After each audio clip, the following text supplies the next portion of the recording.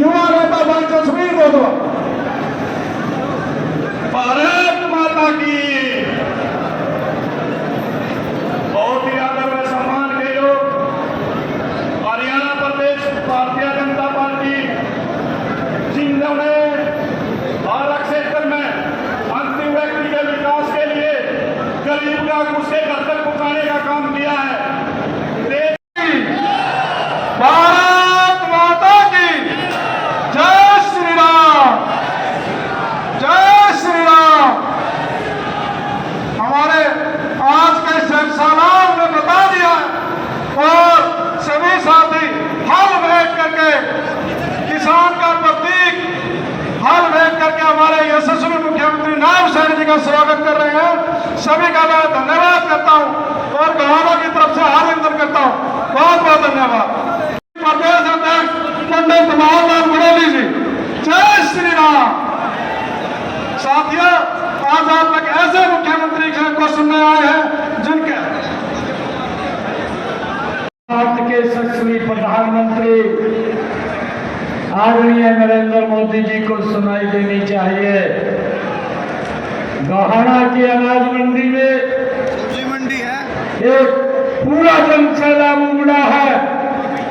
एक जोरदार जयकारे के साथ दोनों बाजू ऊपर करके नीचे की मुष्टिका बंद करके एक जोरदार जयकारे के साथ भारत माता के, भारत माता के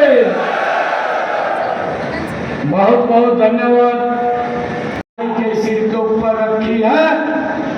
मैं आप लोगों को विश्वास दिलाता हूं, इस पगड़ी की सरदारी को कभी नीचे नहीं होने दूंगा, आगे बढ़ाने के लिए काम करूंगा।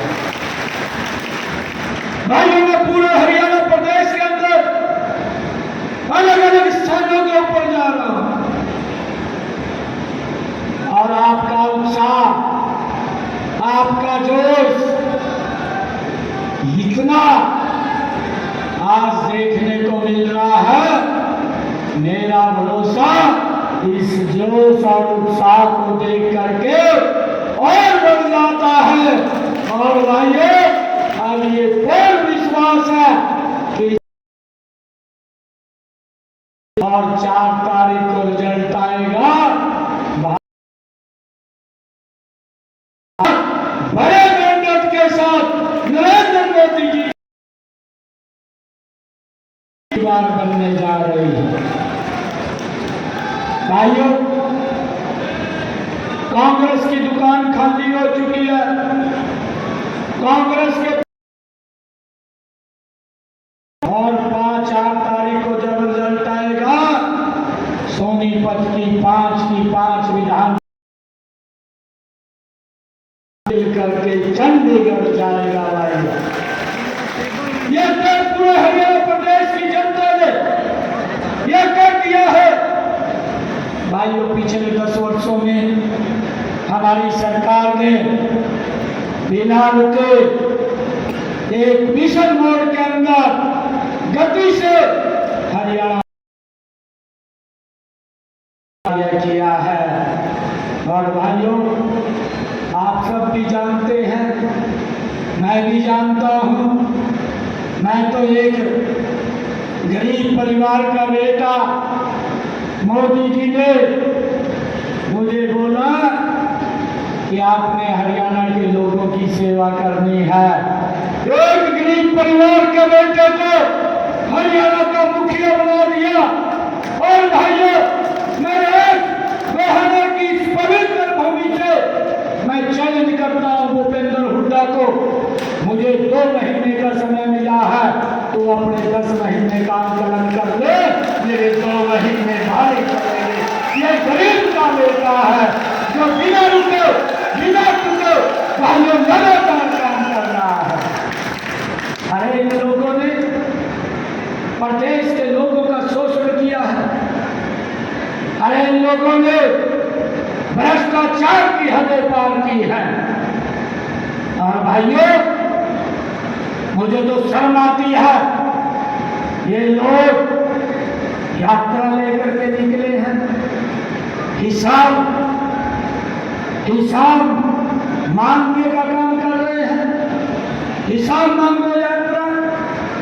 मैंने ये पिछली जनसभा के अंदर भी कहा था, मैंने कहा था दिल में कसक है, चेहरे पर नकाब लिए फिरते हैं। दिल में कसक है, चेहरे पर नकाब लिए फिरते हैं। जिनके बही खाते खराब हैं, वो मेरा हिसाब लिए फिरते हैं। भाइयों, ये लोगों ने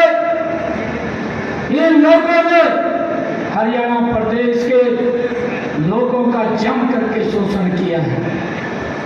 उन लोगों ने हरियाणा में भ्रष्टाचार फैलाने का काम किया है।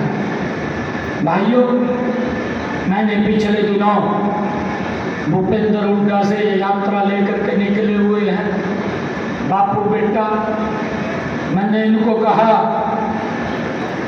मेरे, परंतु मैं भी अपने हरियाणा के लोगों को और गवाना की इस पवित्र जनता को मैं हर महीने आकर के हिसाब देने का काम करूंगा।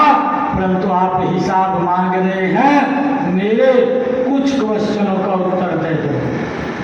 अगर आप उत्तर देंगे तो मैं मान जाऊंगा, अगर आप उत्तर नहीं देंगे तो 4 तारीख को हरियाणा प्रदेश की जनता आपको उत्तर देने वाली है, आपका सुपड़ा साफ करने वाली है।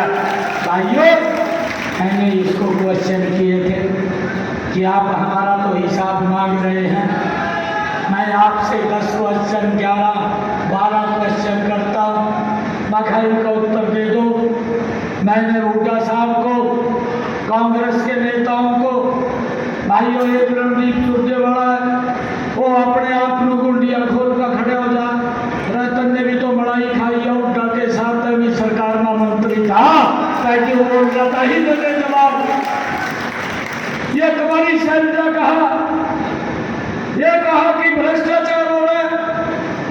अरे भाइयों, मैं कुमारी शैलजा को भी पूछना चाहता हूँ, तू भी उस सरकार में केंद्र में मंत्री थी, तन्ने कौन सी काली पट्टी बांध रखी थी जब यहाँ भ्रष्टाचार हो रहा था?